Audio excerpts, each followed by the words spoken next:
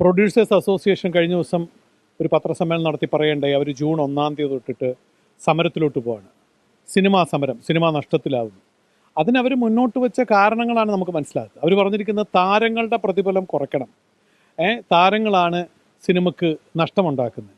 ഈ ലോകത്തുള്ള മലയാള സിനിമ വിടുക, മലയാളം ഒഴിച്ച് അല്ലെങ്കിൽ മലയാളം കൂടി ചേർത്താൽ പോലും മലയാളം, തമിഴ്, തെലുങ്ക്, ഹിന്ദി, ഇംഗ്ലീഷിന് ഏത് പടത്തിലായാലും ഒരു പടം കൊമേഴ്സ്യലി ഹിറ്റാകാൻ വേണ്ടിയിട്ടല്ലേ സ്റ്റാറുകളെ ആയാലും നായക നിരയിലോട്ട് കൊണ്ടുവയ്ക്കുന്നത്.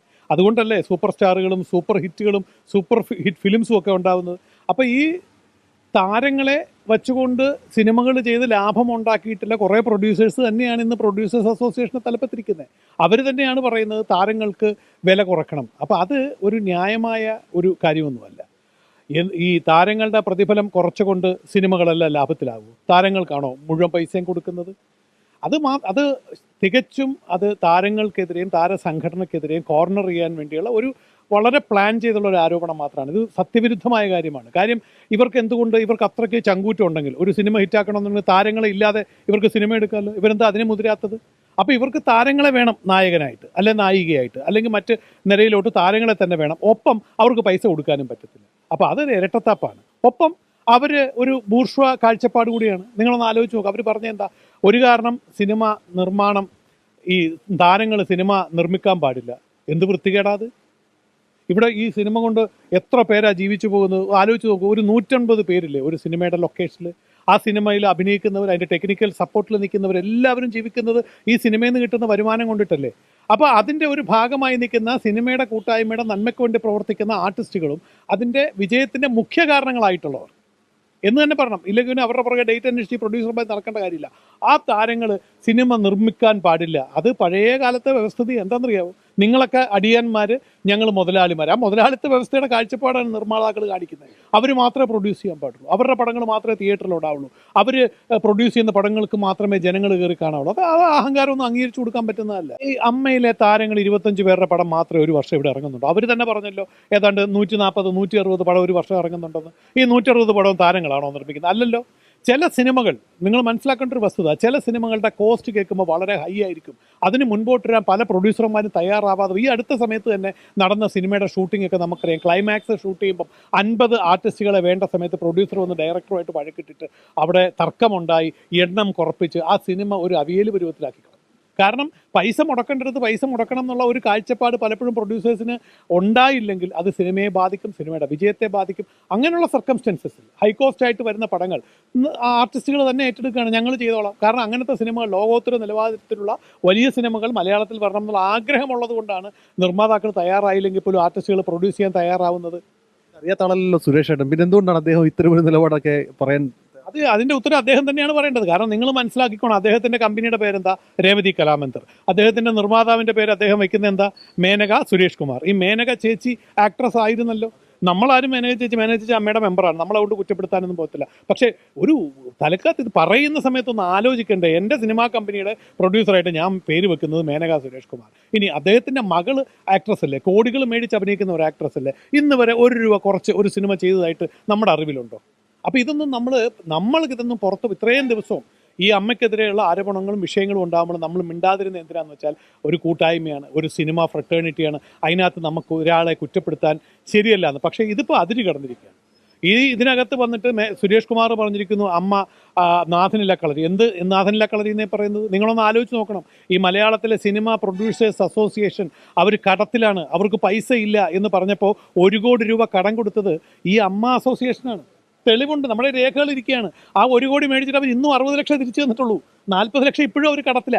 ഇനി അതുപോട്ടെ, അതിനുശേഷം ഇവർ കഴിഞ്ഞ വർഷം വന്നിട്ട് അമ്മയെടുക്ക വന്നിട്ട് പറഞ്ഞു നിങ്ങൾ താരങ്ങളില്ലാതെ ഷോ ഹിറ്റാകത്തില്ല. ആലോചിച്ച് നോക്കണം. അന്നേരം ഇവർക്ക് താരങ്ങൾ വേണമായിരുന്നു. ഷോ ഹിറ്റാകത്തില്ല, അതുകൊണ്ട് നിങ്ങൾ ഞങ്ങൾക്കൊരു ഷോ ചെയ്തു തരണം, ഞങ്ങളുടെ കടം വീട്ടണം, 2.5 കോടി ഞങ്ങൾക്ക് കടമുണ്ട്. ഞങ്ങളുടെ ലാലേട്ടനായാലും മമ്മൂക്കയായാലും മറ്റ് താരങ്ങളായാലും പറഞ്ഞു അത് ശരിയാണ്, നിർമ്മാതാക്കളെ നിലനിർത്തി കൊണ്ടുപോകേണ്ടത് സിനിമയുടെ ആവശ്യമാണ്, അതുകൊണ്ട് നമുക്കൊരു ഷോ ചെയ്ത് കൊടുക്കണം. എല്ലാവരും, അമ്മയുടെ എല്ലാ മെമ്പേഴ്സും ഫ്രീ ആയിട്ട് വന്നിട്ട് ഇവിടുന്ന് ഫ്ലൈറ്റിൽ കയറി എല്ലാവരും ഖത്തർ വരെ ചെന്നു. അമേരിക്കയിലുണ്ടായിരുന്ന ലാലേട്ടൻ സ്വന്തം കയ്യിൽ നിന്ന് പൈസ മുടക്കി ടിക്കറ്റ് എടുത്ത് ഖത്തറിൽ വന്നു. ആ ഷോ അവർക്ക് നടത്താൻ സാധിച്ചില്ല, അവരെ കൊണ്ടത് മാനേജ് ചെയ്യാൻ സാധിച്ചില്ല, അത് ഓർഗനൈസ് ചെയ്യാൻ ഈ പ്രൊഡ്യൂസേഴ്സ് അസോസിയേഷന് സാധിച്ചില്ല. അവിടുന്ന് ഡിസ്പേഴ്സ്ഡ് ആയിട്ട് പിരിഞ്ഞു. അത് കഴിഞ്ഞപ്പോൾ അവർ വീണ്ടും വന്നിട്ട് പറഞ്ഞു ഞങ്ങളുടെ കടവാണ് അതൊന്ന് തീർത്ത് തരണം.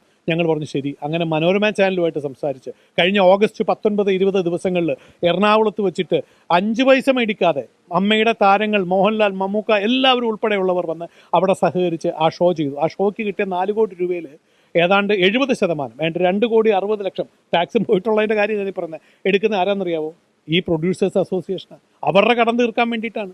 ഞങ്ങൾ പടം ഉണ്ടാക്കാൻ മാത്രം താരങ്ങൾ വേണം. പടം എടുത്തു കഴിഞ്ഞാൽ പാലം കിടക്കുവോളം നാരായണ, പാലം കിടന്നാൽ കൂരായണം. പിന്നെ എല്ലാ താരങ്ങൾക്കും അയിത്തവ, ഏറ്റവും കൊള്ളതാത്ത താരങ്ങളാണ് ഈ താരങ്ങളുടെ. അമ്മയുടെ സംഘടനയുടെ തലപ്പത്തിരിക്കുന്നവർ ഓഗസ്റ്റ് മാസത്തിൽ അഡ്ഹോക് കമ്മിറ്റിയിൽ ഇരിക്കുന്നവരോട് ഇരുന്നിട്ടാണ് ഇവർക്ക് പൈസ മേടിച്ച് 2,40,00,000 രൂപ കൊടുക്കുന്നത്. ഈ 2,40,00,000 മേടിച്ച് അവർ കടം തീർക്കുമ്പോൾ ആ അഡ്ഹോക് കമ്മിറ്റിയിലെ മെമ്പേഴ്സ് ഇരുന്ന് ഒപ്പിട്ട ആൾക്കാരിരുന്ന് ഒപ്പിട്ടതും കൂടി അവർക്ക് കിട്ടുന്നത്. എന്നിട്ടിപ്പോൾ പറയുന്നു അമ്മയ്ക്ക് നാഥനില്ല കളരിയാണ്. നാണമുണ്ടോ? നന്ദിയുണ്ടോ? ഒരു മനുഷ്യത്വം വേണ്ട ഇവർക്കൊക്കെ സംസാരിക്കുമ്പോൾ? ആന്റണി പെരുമ്പാവൂർ, ആന്റണി ചേട്ടന് കൃത്യമായിട്ട് സിനിമയിലുള്ള അവസ്ഥയെക്കുറിച്ച് അറിയാം, അമ്മയുടെ അവസ്ഥയെക്കുറിച്ച് അറിയാം. പ്രൊഡ്യൂസർ അതെ, ആന്റണി ചേട്ടന് കൃത്യമായിട്ട് സിനിമയെക്കുറിച്ച് നന്നായിട്ട് കൃത്യമായിട്ട് ആലോചിച്ച് കണ്ടിട്ടാണ് സത്യസന്ധമായിട്ട് പുള്ളി സംസാരിക്കുന്നത്. അതുകൊണ്ട് തന്നെയാണ് പറഞ്ഞത്. ആന്റണി ചേട്ടൻ പറഞ്ഞത് വളരെ സത്യസന്ധമായ കാര്യമാണ്. കാരണം ഇപ്പം ഞാൻ ചോദിക്കുന്നത്, ഇവർ പറയുന്നു അമ്മയിലെ അംഗങ്ങൾ പ്രൊഡ്യൂസ് ചെയ്യുന്ന പടം ഞങ്ങൾ തിയേറ്ററിൽ കളിപ്പിക്കില്ല എന്ന് പറയുന്നു. ഞാനൊരു ഹൈപ്പോത്തറ്റിക്കൽ ഒരു സാങ്കല്പികമായ ഒരു ആശയം ചോദിക്കാം. ഞങ്ങൾ അമ്മയിലെ അംഗങ്ങൾ തീരുമാനിക്കുകയാണ്, ഇനി മുതൽ പ്രൊഡ്യൂസേഴ്സ് അസോസിയേഷനിലെ ആൾക്കാർ പ്രൊഡ്യൂസ് ചെയ്യുന്ന പടത്തിൽ ഞങ്ങൾ അഭിനയിക്കുന്നില്ല എന്ന് ഞങ്ങൾ തീരുമാനിച്ചാൽ ഇവരെ കൊണ്ടൊരു പടം എടുത്ത് പുറത്ത് കാണിക്കാൻ പറ്റുമോ? അപ്പോൾ അങ്ങനത്തെ ഈ മണ്ടത്തരം ഒന്നും പറയാതിരിക്കുന്നതാണ് എല്ലാവർക്കും നല്ലത്. കാരണം ഇത് അമ്മയായാലും പ്രൊഡ്യൂസേഴ്സ് അസോസിയേഷനായാലും ഫിയോക്കായാലും എക്സിബിറ്റേഴ്സ്, അതാണ് ഫിയോക്കായാലും ഫെഫ്ക ആയാലും ഒക്കെ ഒരു ഏകോദര സഹോദരങ്ങളെ പോലെ ഒന്നിച്ച് ചേർന്ന് ഹയറാർക്കി നോക്കാതെ, ഏറ്റക്കുറച്ചിലുകൾ നോക്കാതെ സ്നേഹത്തോടെ ചെയ്തു പോകേണ്ട ഒരു തൊഴിലാണ്. എത്രയോ പേരുടെ കുടുംബം ഇതുകൊണ്ട് ജീവിച്ചു പോകുന്നതാണ്. പക്ഷേ ഇതൊന്നും കാണാതെ ഒരു ദിവസം രാവിലെ കുത്തിയിരുന്ന് വന്നിട്ട് അമ്മയ്ക്കെതിരെ കുറ്റം പറയാനായിട്ട് തീരുമാനിച്ചാൽ ഞങ്ങളുള്ള സത്യം മുഴുവൻ പുറത്ത് പറയും. കാരണം ഈ പ്രൊഡ്യൂസേഴ്സ് അസോസിയേഷൻ നിലനിൽക്കുന്ന പോലും, അവരുടെ ഓഫീസ് നിലനിൽക്കുന്നത്, അവരുടെ കടം തീർത്ത് കൊടുത്തത് ഈ അമ്മയാണ്. എന്നിട്ട് ഇപ്പോൾ അമ്മയെ കുറ്റം പറഞ്ഞിട്ട് എന്താ കാര്യം? ഈ അമ്മ നിലനിൽക്കുന്നത് ഈ താരങ്ങളുള്ളതുകൊണ്ടാണ്. ഈ താരങ്ങളാണ് ഈ മലയാള സിനിമയെ നിലനിർത്തി കൊണ്ടുപോകുന്നത്. അദ്ദേഹത്തിന് ഡേറ്റ് കിട്ടുന്നില്ല എന്ന് പറഞ്ഞിട്ട് അദ്ദേഹത്തിന് താരങ്ങളെ കുറ്റം പറയാൻ തുടങ്ങിക്കഴിഞ്ഞാൽ നമ്മളത് അംഗീകരിച്ചു കൊടുക്കത്തില്ല. ഇവിടെ താരങ്ങൾ മലയാള സിനിമയെന്നല്ല ലോക സിനിമയിൽ താരങ്ങൾ ആവശ്യമാണ്. സിനിമയുടെ നിലനിൽപ്പിന് നായക നിരയിൽ താരങ്ങൾ, നായകൻ നായികമാരൊക്കെ താരങ്ങളുണ്ടെങ്കിൽ ജനം കാണാൻ കയറുള്ളൂ. സുരേഷ് ചേട്ടന് വീട്ടിലിരുന്നിട്ട് എന്ത് വേണേൽ പറയാം. പക്ഷേ പ്രേക്ഷകർ തിയേറ്ററിൽ കയറണമെങ്കിൽ ഇവർക്ക് ധൈര്യമുണ്ടെങ്കിൽ ഇവർ പുതുമംഗലം വെച്ചിട്ട് പടം ചെയ്യട്ടെന്ന്, എന്നിട്ട് ഇവർ ഹിറ്റാക്കി കാണിച്ചു തരട്ടെ. വർഷത്തിൽ 1-2 അത്ര നല്ല സ്ക്രിപ്റ്റ് ആണെങ്കിൽ ഒരു പടം 1-2 ഓടും. അല്ലാതെ എല്ലാ പടങ്ങളും ഇവർക്ക് താരങ്ങളുടെ സഹായമില്ലാതെ ഒരു പടം എടുത്ത് കൊമേഴ്സ്യലി ഹിറ്റാക്കാൻ പറ്റുമോ? പിന്നെ ഇവർ അത്ര വലിയ ബുദ്ധിജീവികളാണെങ്കിൽ ഇവർ എടുത്ത സിനിമകളെല്ലാം ഹിറ്റാണോ? അപ്പോൾ ഇവർ കഥ കേൾക്കാറില്ലേ സിനിമ എടുക്കുമ്പോൾ? അപ്പോൾ ഇവർ താരങ്ങൾ വന്നു കഴിഞ്ഞാൽ പിന്നെ കഥയൊക്കെ മറന്നിട്ട് അവരുടെ ഇഷ്ടത്തിന് സിനിമയ്ക്ക് വിടുമോ? അപ്പോൾ ഇതൊന്നും അല്ല സത്യം. ഇത് ഇപ്പം അമ്മക്കിട്ടൊരു കൊട്ടു കൊടുക്കാം. ഞങ്ങൾ പഴയ ഈ മാടമ്പിത്തരം എന്നൊക്കെ പറയത്തില്ലേ, ഞങ്ങളൊക്കെ വലിയ ആൾക്കാരാണ്, ഞങ്ങൾ പണം മുടക്കുന്നവരാണ്. അവർക്കിപ്പം സത്യം പറഞ്ഞാൽ ഈ പുതിയ തലമുറയിലെ സിനിമകളുടെ കാഴ്ചപ്പാടുകളോട് അവർക്ക് ഒത്തുചേരാൻ പറ്റുന്നില്ല. അതാണ് സത്യം. ഇന്നത്തെ കഥകൾ, ഇന്നത്തെ പ്രേക്ഷകർ, ഇന്നത്തെ നടന്മാർ, ഇവരുടെ കാഴ്ചപ്പാടുകൾ അവർക്ക് ചേരാൻ പറ്റാത്തതിൻ്റെ വിഷയമാണ്. ഞാൻ ചോദിക്കണേ, ഉറപ്പായിട്ടും കത്ത് കൊടുത്തതാണല്ലോ. അതെ, തീർച്ചയായിട്ടും. ഇല്ല, ഇവരെ അമ്മക്കൊരു കത്ത് തരികയാണ്. അതൊരു വലിയ ഇമ്പോർട്ടൻ്റ് ആയൊരു മാറ്ററാണ്. ഇവർ കാലാകാലങ്ങളായിട്ട് ഈ പേയ്മെൻറ്റ് പാക്കേജ്, ഇവർ പേയ്മെൻറ്റ് ആൾക്കാർക്ക് കൊടുക്കുന്നതിനെക്കുറിച്ച് ചില നിയമങ്ങൾ ഉണ്ടാക്കും. നമ്മൾ ലാസ്റ്റ് അവർ പറഞ്ഞ നിയമം കൊണ്ടുവന്നത് ഒരു ആർട്ടിസ്റ്റിനുള്ള പേയ്മെൻറ്റ് 4ആയിട്ട് ഡിവൈഡ് ചെയ്യുക. അഡ്വാൻസ് 25%, അഭിനയിച്ച് തുടങ്ങുമ്പോൾ 25%, അഭിനയിച്ച് തീരുമ്പോൾ 25%, ഡബ്ബിങ് തീരുമ്പോൾ 25%. ഞങ്ങൾ പറഞ്ഞു ശരി, അത് മാന്യമായ പേയ്മെൻറ്റ് പാക്കേജാണ്. ഇത് ഒരു 10 വർഷമായിട്ട് അനുവർത്തിച്ചു പോരുന്ന കാര്യമാണ്. ഇപ്പം ഒരു പുതിയ തന്ത്രം കൊണ്ട് അവർ ഇറങ്ങിയിരിക്കുക. മലയാള സിനിമ നഷ്ടത്തിലാണ്, അതുകൊണ്ട് ഞങ്ങൾ ഒരു പുതിയ തത്വം പറയുന്നത്. എന്താ സംഭവം എന്നറിയാവോ? 25% അഡ്വാൻസ്, അഭിനയിച്ച് ചെയ്യുമ്പോൾ 35%, ബാക്കി 40% സെൻസറിങ് കഴിഞ്ഞിട്ടെന്ന്. നിങ്ങൾ ആലോചിച്ച് നോക്കൂ. ഈ മലയാള സിനിമയിലോ ലോക സിനിമയിലോ എവിടെയെങ്കിലും ഒരു ആർട്ടിസ്റ്റ് ഈ ഒരു പടം അഭിനയിച്ച പടം സെൻസറിങ് എന്നാ നടക്കുന്നതെന്ന് അറിയുന്നുണ്ടോ?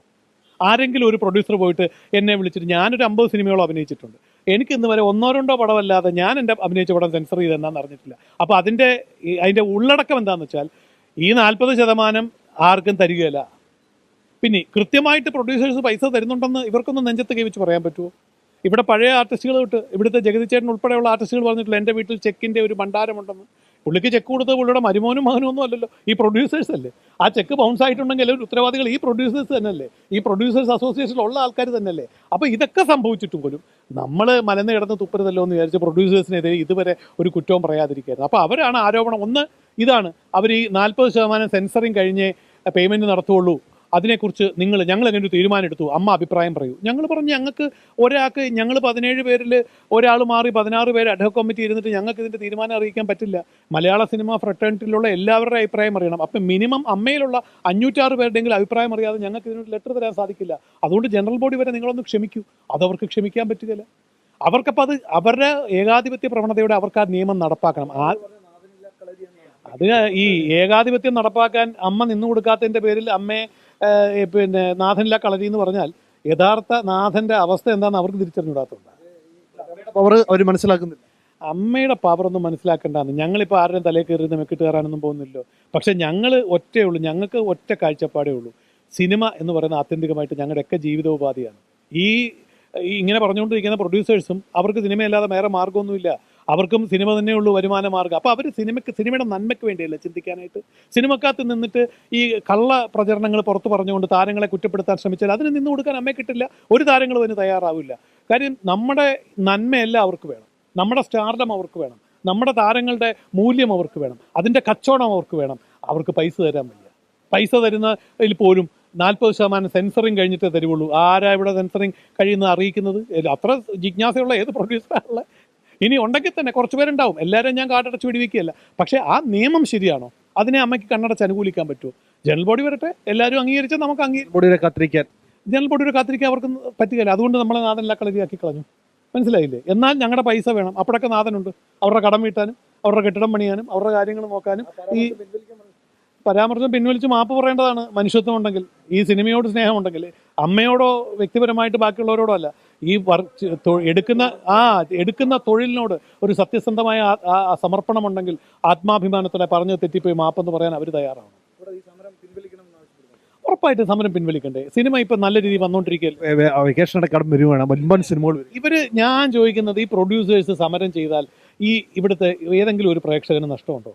അവൻ ഈ മലയാള സിനിമ വിട്ട് അവൻ തമിഴോ തെലുങ്കോ കാണാൻ പോകും. അവൻ്റെ വീട്ടിൽ നെറ്റ്ഫ്ലിക്സും OTT പ്ലാറ്റ്ഫോംസ് ഇല്ലാത്ത ഏത് വീടാണ് ഉള്ളത്?